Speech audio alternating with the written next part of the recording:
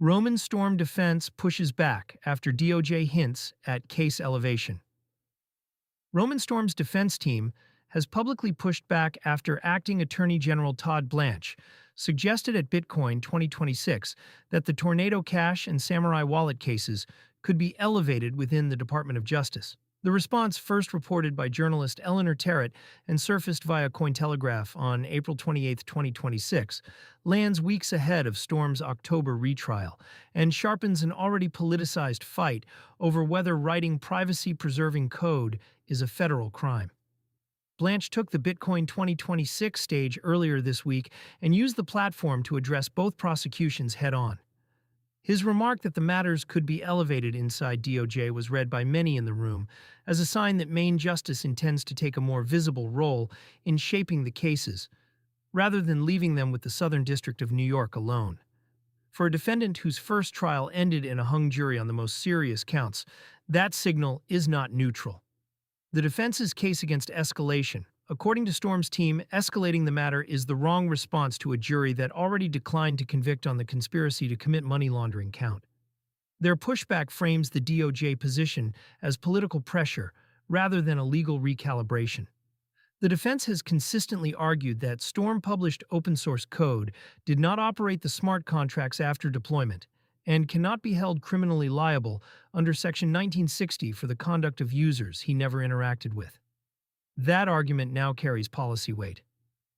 Earlier this year, a bipartisan group on Capitol Hill introduced legislation that would carve protocol developers out of the Section 1960 unlicensed money transmitter framework, citing the Tornado Cash and Samourai cases by name. Layering an internal DOJ elevation onto an active retrial cuts directly across that legislative work.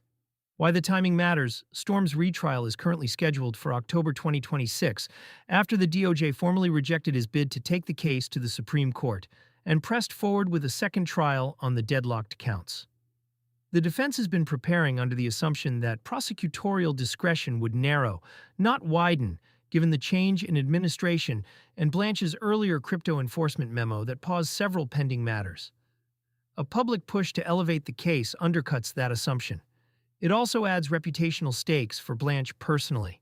He is the same official who issued the April 2025 memo curtailing certain crypto prosecutions, and any move now to formally pull Storm's case up to Main Justice will be parsed as either a reversal or a clarification of where his line actually sits. The Samourai parallel, the Tornado Cash case does not exist in a vacuum. Samourai Wallet co-founders Kiani Rodriguez and William Hill are facing parallel charges out of the Southern District of New York on substantially the same legal theory. Blanche's comment paired the two matters explicitly, which is why the defense response references both. If DOJ does formalize a higher-level posture, it will most likely apply to both prosecutions in tandem, since splitting them would create messy precedent inside the same district. For non-custodial wallet builders, that pairing is the part worth tracking. The legal question at the center of both cases, whether a developer can be held liable as a money transmitter for software that other people choose to use, is the same question that hangs over every team building open-source crypto infrastructure. Self-custody products that let users spend from their own wallet lean on the same Section 1960 reading the defense is now fighting to preserve. What to watch next? The next concrete events on the calendar are the October retrial, and any new filings out of either case in the meantime. A DOJ motion that explicitly references Main Justice involvement, a superseding indictment, or a change in the lead prosecutor would be the formal markers that elevation has occurred. Absent any of those, Blanche's stage remarks remain rhetorical and the defense's pushback is a preemptive shot. The bigger structural question is whether the bipartisan effort to amend Section 1960 picks up speed before the retrial begins. If Congress moves first, the elevation conversation becomes moot. If DOJ moves first, the defense will have a much harder week.